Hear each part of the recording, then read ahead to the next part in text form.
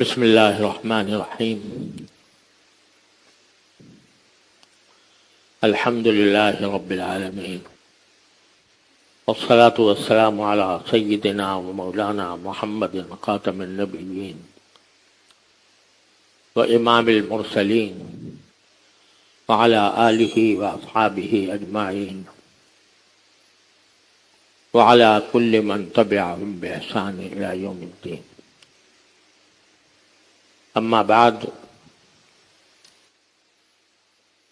میرے محترم بزرگوں، دوستوں، بھائیوں، السلام علیکم ورحمۃ اللہ وبرکاتہ.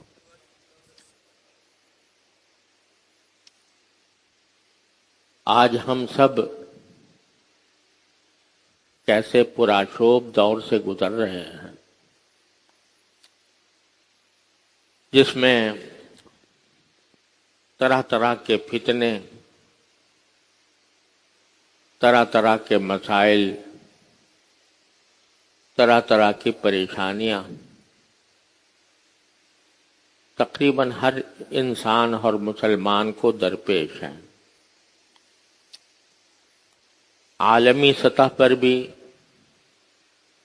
ملکی سطح پر بھی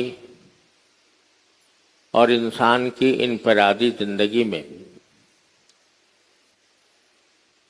اس وقت عالمی سطح پر فلسطین میں جو کچھ ہو رہا ہے، غزہ کے شہر کو اسرائیل کی وحشیانہ بمباری نے تہس نہس کر کے رکھ دیا اور براہ راست شہریوں کی عمارتوں پر گولے برسانے کا سلسلہ متواتر جاری ہے. ہر چند گھنٹوں کے بعد کسی مسلمان یا فلسطینی آبادی کے علاقے پر بمباری کی جاتی ہے. دنیا آنکھوں سے دیکھ رہی ہے کہ اس بمباری میں بلا امتیاز مرد، عورتیں، بچے وہ سب شہید ہو رہے ہیں. اور اب تازہ ترین اعداد و شمار کے مطابق تقریباً 8,000 فلسطینی اس بمباری میں شہید ہو چکے. بین الاقوامی قانون یہ ہے جنگ کا کہ مدنی آبادی، شہری آبادی پر بمباری کرنا قانوناً منع ہے، جنگی جرائم میں شمار ہوتا ہے. اور ایسے بم برسانا جس سے آگ لگے، فاسفورس کے بم، وہ بین الاقوامی قوانین کے تحت ممنوع ہے. ہسپتالوں پر بمباری، عبادت گاہوں پر بمباری قانوناً منع ہے.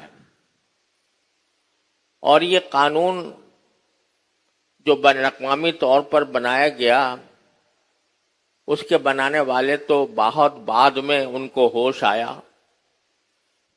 اصل میں نبی کریم سرور دو عالم صلی اللہ علیہ وسلم کی تشریف آوری سے پہلے جو جنگیں ہوتی تھیں، اس میں کوئی اخلاقی قدر موجود نہیں تھی، کوئی پابندی نہیں تھی.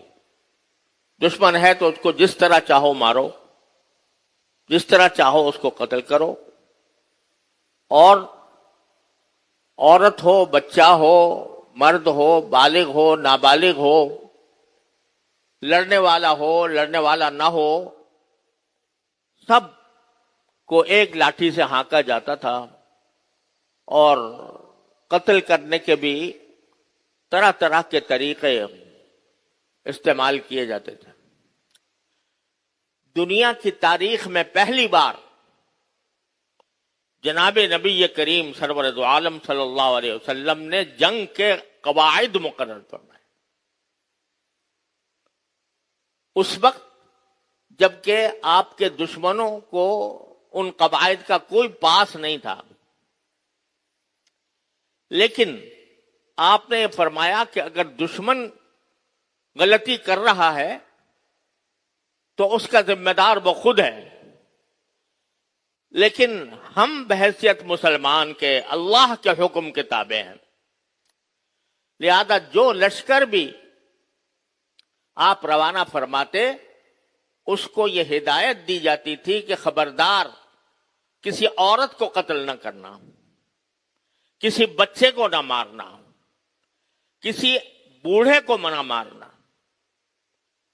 اور کسی عبادت کرنے والے کو نہ مارنا، چاہے وہ عبادت اپنے مذہب کے مطابق کر رہا ہو، کلیسا کے اندر ایک عبادت کر رہا ہے تو اس کو بھی مارنے کی اجازت نہیں۔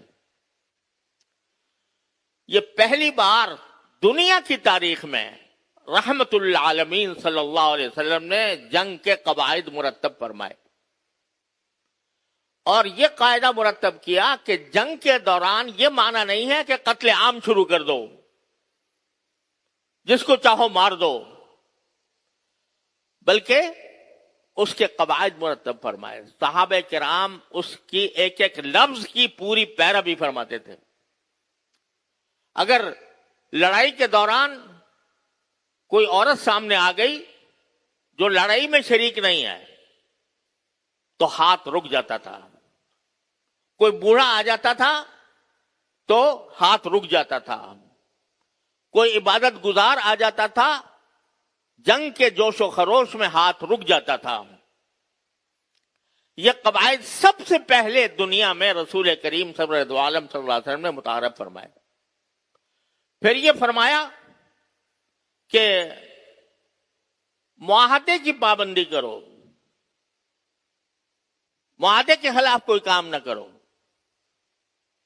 اور اس میں ایسی روشن مثالیں اس امت نے پیش کی جس کی نظیر دنیا کی تاریخ میں نہیں ملتی۔ حضرت معاویہ رضی اللہ تعالیٰ عنہ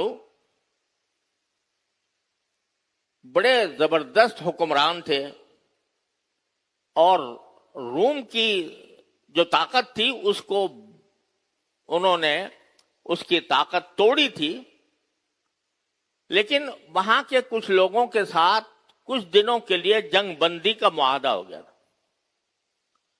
یعنی یہ وعدہ ہو گیا تھا کہ اتنی مدت تک ہم آپس میں جنگ نہیں کریں گے۔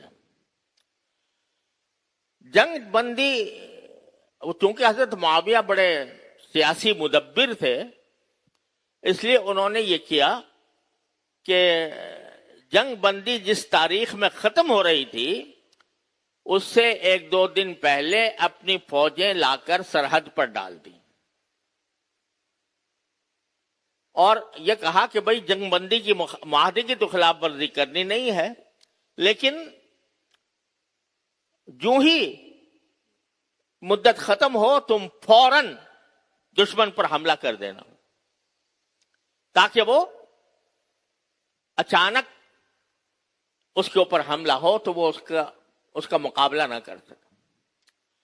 چنانچہ فوجیں وہاں پڑی ہوئی تھی، لشکر وہاں پڑا ہوا تھا، ادھر وہ تاریخ کا سورج ڈوبا اور ادھر انہوں نے حملہ کر دیا رومی سلطنت کے ایک علاقے پر، اور چونکہ حملہ ان کے لیے غیر متوقع تھا، وہ یہ سمجھتے تھے کہ بھئی ابھی جنگ بندی مدت ختم ہوئی ہے، پھر فوجیں آئیں گی، پھر دیر لگے گی، تب جا کے کہیں جنگ ہوگی، تو وہ اس خیال میں تھے کہ ابھی اتنا اچانک حملہ نہیں ہوگا، لیکن وہ اچانک ہو گیا۔ چونکہ اچانک ہو گیا تو بہت جلدی فتح ہوتی چلی گئی، بہت سے علاقے فتح کر لیے حضرت معاویہ نے۔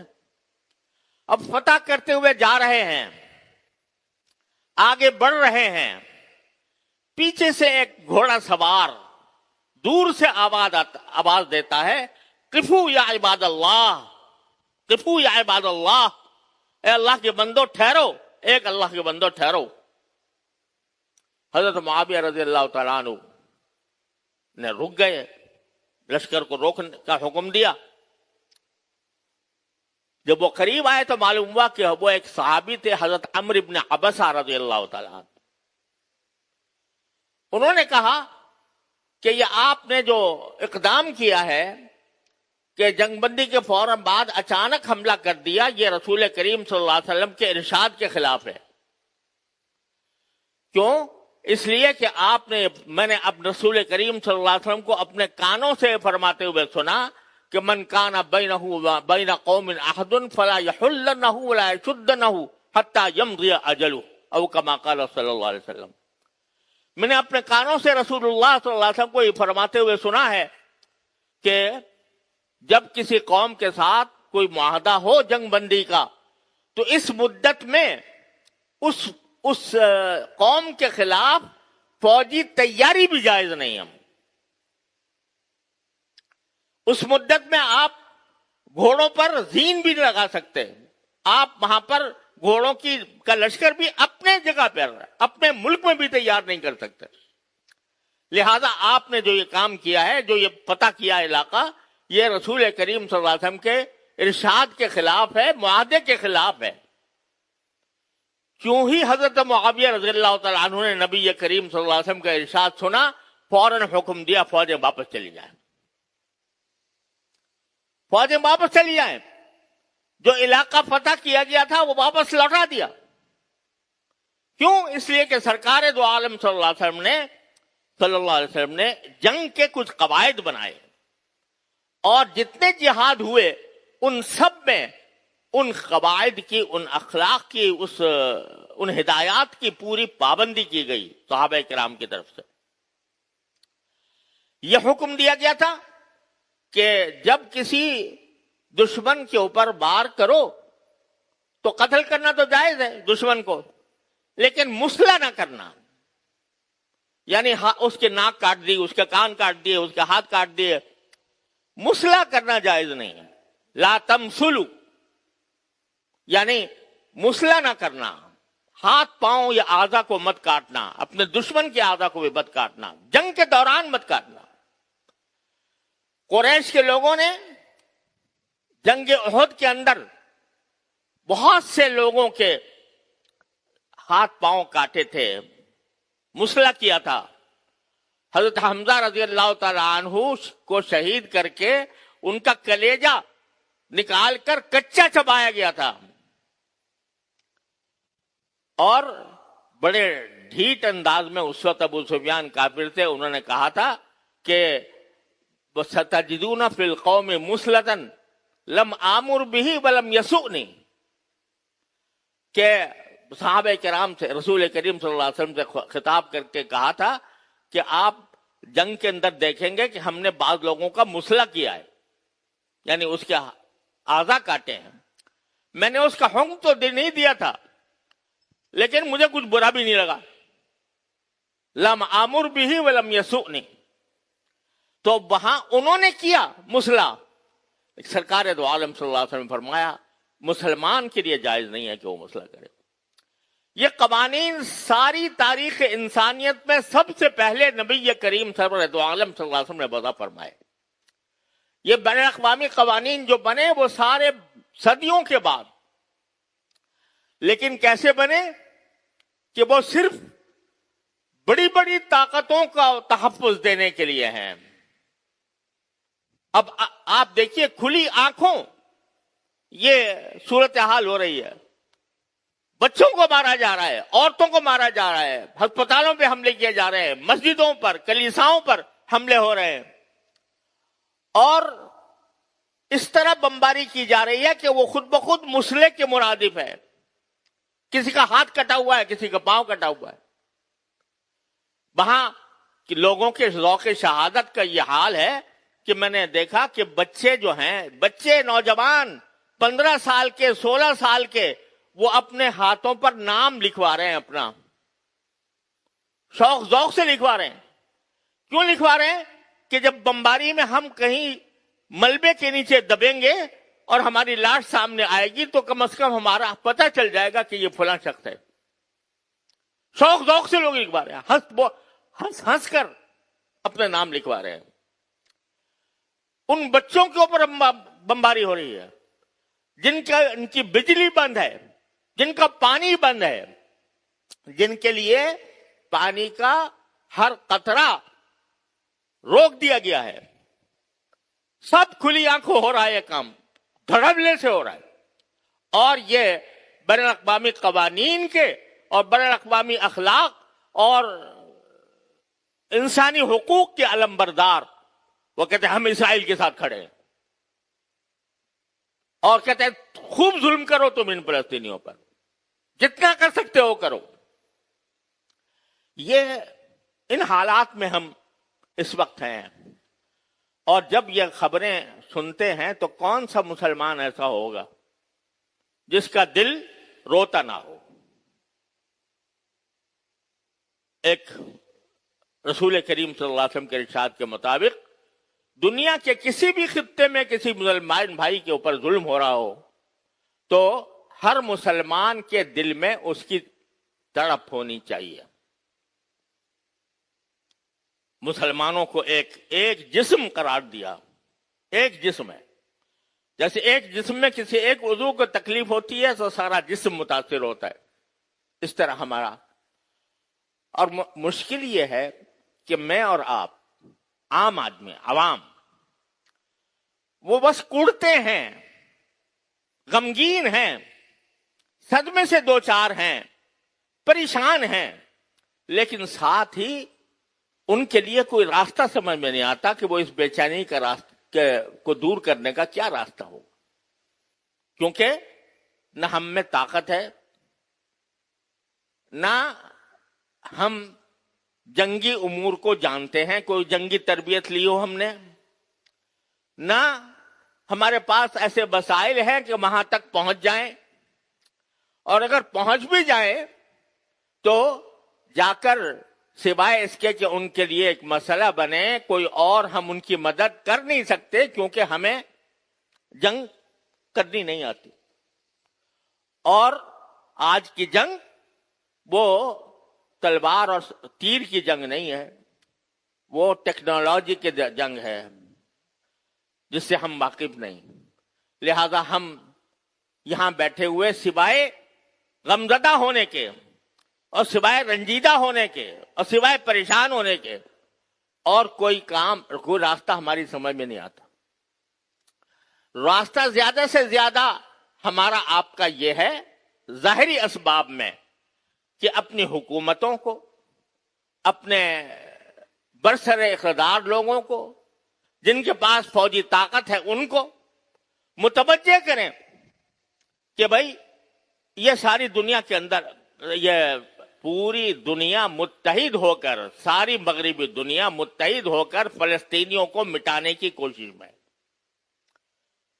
اس موقع پر اگر مسلمان آپس میں متحد ہو کر کوئی موقف اختیار کریں اور اس میں مداخلت کریں تو اسرائیل کا نام و نشان مٹ سکتا ہے. لیکن افسوس ہے کہ ہمارے جتنے مسلمان ملک ہیں، مراکش سے لے کر انڈونیشیا تک پھیلے ہوئے 55 اسلامی ملک، 55 مسلمان ملک، وہ خاموش بیٹھے. خاموش اس معنی میں کہ حمایت میں بیان ضرور دے دیا، یہ کہہ دیا کہ بین الاقوامی قوانین کی خلاف ورزی ہو رہی ہے، یہ کہہ دیا کہ یہ ظلم بند کرو، لیکن کوئی عملی قدم ابھی تک کوئی نظر نہیں آ رہا. اس کی وجہ سے ہم عام آدمی اور زیادہ پریشان ہوتے ہیں. تو عالمی سطح پر اس وقت پریشانی درپیش ہے ہر مسلمان کو، اور خود اپنے ملک کا حال یہ ہے کہ وہ انحطاط کے بالکل ادنا درجے تک پہنچا ہوا ہے. معاشی بدحالی ہے، معاشی اعتبار سے ملک جو ہے وہ دیوالیہ ہونے کے قریب ہے، IMF کے شکنجے میں کسا ہوا ہے. سیاسی اعتبار سے عدم استحکام ہے، پتہ نہیں چلتا کہ آگے کیا ہونے والا ہے. ہر مسلمان پریشان ہے، کہاں انتخابات ہوں گے نہیں ہوں گے، کب ہوں گے. ہر آدمی کو گرانی کا طوفان مسلط ہے. ایک تنخواہ دار انسان کے لیے اپنے جان اور تن کا رشتہ قائم رکھنا مشکل ہو گیا. روٹی نہیں مل رہی لوگوں کو, کھانا نہیں مل رہا. پہلے سبزی اور دال کھا لیا کرتے تھے, اب سبزی اور دال بھی مہنگی ہو گئی, اس میں پریشان ہے. جو خود مبتلا ہے وہ اس وجہ سے پریشان ہے کہ وہ بھوک اور فاقہ مستی میں مبتلا ہے, اور جو خود کچھ کھانے پینے والے لوگ ہیں وہ ان کی حالت کو دیکھ کر رنجیدہ ہیں. غرض پریشانیوں کا اور تفکرات کا ایک جہان ہے جس میں آج ہم آپ زندگی گزار رہے ہیں. اس موقع پر کیا کرنا چاہیے, یہ سوال پیدا ہوتا ہے. ہم جیسے آدمی, عامی آدمی, جن کے پاس اقتدار کی باغڈور نہیں, جن کے پاس یہ وسائل نہیں کہ اپنے مظلوم بھائیوں کی جا کر خود مدد کر سکیں, اور نہ اس بات کے وسائل ہیں کہ ہم اپنے قوم کے, اپنے ملک کے جو مہنگائی زدہ لوگ ہیں ان کی کس طرح امداد کر سکیں اور اپنے ملک کو کس طرح پٹڑی پر لا سکیں, یہ ہمارے بس میں نہیں ہے. ایسے موقع پر کیا کرنا چاہیے؟ تو اس میں گزارشیں کرنی ہے کہ جب بھی کوئی برائی آئے یا مصیبت آئے تو شریعت کا تقاضا یہ ہے کہ جس شخص کے اختیار میں جو کچھ ہے اس مصیبت کو دور کرنے کے لیے وہ کام کرے. جو کچھ اختیار میں ہے اس کے ذمہ فرض ہے کہ وہ کام کرے. مثال کے طور پر ہمارے معاشرے میں فساد کی ایک بہت بڑی وجہ رشوت خوری ہے. اب ہر مسلمان جو دن رات اپنی پریشانی کا تو اظہار کرتا ہے کہ ملک یہ دیوالیہ ہو گیا, فلاں حکومت نے نقصان پہنچا دیا, فلاں حکومت نااہل ہے وغیرہ وغیرہ, لیکن خود اس کا اپنا کام جو تھا کہ وہ رشوت لینا بند کر دے وہ چھوڑے ہوئے, اور مجلسوں میں بیٹھ کر تبصرے ہو رہے ہیں کہ فلاں حکومت آ گئی, فلاں جا رہی ہے, فلاں اچھی تھی, فلاں بری ہے, یہ تبصرے ہو رہے ہیں. لیکن میرے کرنے کا جو کام ہے کہ میں رشوت لینا چھوڑ دوں, میں حرام کھانا چھوڑ دوں, اس کی طرف توجہ نہیں. تو نتیجہ یہ کہ پریشانی گھٹے گی نہیں, بڑھے گی. اور اگر ہر شخص اپنا فرض منصبی اپنے جگہ پر ادا کرے, پہلا کام یہ جو کچھ تمہارے اختیار میں ہے وہ کرو.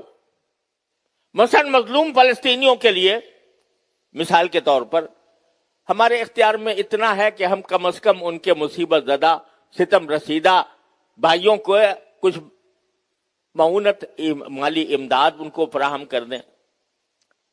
اس کا تھوڑا سا بہت سلسلہ ہم نے شروع کیا ہے. کوئی بہت زیادہ ایسا نہیں ہے کہ وہاں پر رقم پہنچانا بہت آسان ہو اور ادھر ہم نے دی ادھر وہاں پہنچ گئی, بلکہ اس کے بہت سے اس کو مراحل طے کرنے پڑتے ہیں جب وہاں پہنچتی ہے. الحمدللہ پہنچ رہی ہے لیکن دھیرے دھیرے. تو اگر ہمارے بس میں یہ ہے کہ ان کی مدد کریں, وہ مدد کریں, مالی مدد کریں.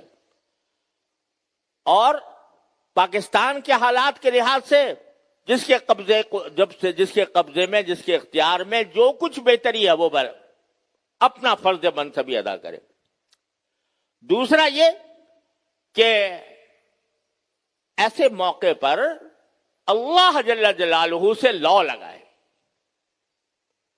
قرآن کریم نے ایک جگہ بڑا معنی خیز لفظ استعمال کیا ہے, فَفِرُّوا إِلَى اللَّهِ, فَفِرُّوا إِلَى اللَّهِ. کیا معنی؟ اللہ تعالیٰ کی طرف بھاگو. بھاگنے کا لفظ استعمال کیا, اللہ کی طرف بھاگو. کیا مطلب؟ ساری پریشانیاں تمہیں سب پریشانیاں لاحق ہیں اور تم ان کی وجہ سے رنجیدہ ہو, سمجھ میں کچھ نہیں آ رہا, کیا کروں کیا نہ کروں. تو راستہ کیا ہے؟ بھاگ کر اللہ تعالیٰ کی پناہ میں چلے جاؤ، اللہ تبارک و تعالیٰ کی پناہ میں چلے جاؤ۔ کیا مانا کہ کچھ دیر، کم از کم کچھ دیر اپنے ذہن کو خالی کر کے، اپنے تمام تعلقات اور تمام معمولات کو خیرباد کہہ کے کچھ دیر خلوت میں، تنہائی میں اللہ تبارک و تعالیٰ کی طرف رجوع کرو کہ یا اللہ میں بھاگ کے آیا ہوں اس مصیبتوں سے، آپ کے پاس بھاگ کے آیا ہوں، تو اے اللہ اپنی رحمت سے ہماری یہ پریشانیاں دور فرما دے۔ تو ایک تو یہ ہے دعا تو ہے ہی اچھی چیز، لیکن دعا کے زبان پہ دعا ہے اور دماغ کہیں اور ہے، تو اس طریقے سے دعا نہیں ہوتی۔ دعا لوگ پڑھتے ہیں، مانگتے نہیں۔ دعا پڑھنے کی چیز نہیں ہے، دعا مانگنے کی چیز ہے۔ اس طرح مانگو جیسے کوئی بیکاری مانگتا ہے اللہ تبارک و تعالیٰ سے۔ اس طرح چند لمحات باری تعالیٰ کی بارگاہ میں حاضر ہو کر کچھ لمحات گزارو کہ یا اللہ ہم پھنس گئے اس مصیبت میں، ہم پھنس گئے ان مصائب میں، ان مشکلات میں، اس کے کھولنے والے آپ کے سوا کوئی اور نہیں ہے۔ لا حول ولا قوت الا باللہ کہ کیا مانا کہ کسی میں طاقت نہیں ہے سوائے اللہ کے، کسی میں قوت نہیں ہے سوائے اللہ کے۔ اس کو پڑھ کر اللہ تعالیٰ کی طرف رجوع کرے، ہر مسلمان کرے، ہر جگہ خلوت میں بیٹھ کر فَفِرُّوا إِلَى اللَّهِ پر عمل کرو، بھاگ کر اللہ تعالیٰ کے پاس جاؤ۔ لیکن چونکہ ہم مانگتے نہیں، مانگنے کی طرح نہیں مانگتے، تو اس وجہ سے بس ہر وقت تبصرے کرتے رہتے، فلاں جگہ یہ ہو گیا، فلاں جگہ یہ ہو گیا، لیکن وقت اس میں ضائع کر کے اللہ تعالیٰ کی طرف رجوع نہیں کرتے۔ تو اس وقت ہمارے کرنے کا کام کیا ہے؟ فَفِرُّوا إِلَى اللَّهِ، اللہ کی طرف بھاگ کر جاؤ، اللہ سے مانگو، اور وہ ایسا رحیم و کریم ہے۔ ٹھیک ہے، باوجود دعا کے بھی کچھ عرصے آزمایا بھی جاتا ہے۔ حضرت یونس علیہ السلام اس میں گئے نا مچھلی کے پیٹ میں، تو فوراً دعا کرتے ہی ان کو نہیں نکال لیا گیا، 3 دن رہے مچھلی کے پیٹ میں۔ 3 دن گزارنا ان اندھیریوں میں، اس گھناؤنی صورتحال میں، جہاں نہ کھانے کو کچھ میسر ہے نہ پینے کو کوئی میسر ہے۔ 3 دن گزارنا 3 سال سے بھی زیادہ، قید سے بھی زیادہ سخت تھا۔ تو آزمایا گیا، 3 دن گزارو اور پھر ہمیں پکارو، تو پھر اللہ تعالیٰ فَنَجَّيْنَاهُ مِنَ الْغَمِّ، ہم نے ان کو اس گھٹن سے نجات دے دی۔ پھر فرمایا وَكَذَلِكَ نُنْجِي الْمُؤْمِنِينَ، اسی طرح ہم مومنوں کو نجات دیتے ہیں۔ کیا مطلب؟ کہ ہر آدمی مچھلی کے پیٹ میں جائے گا اور وہاں جا کے مانگے گا اور پھر نجات ملے گی؟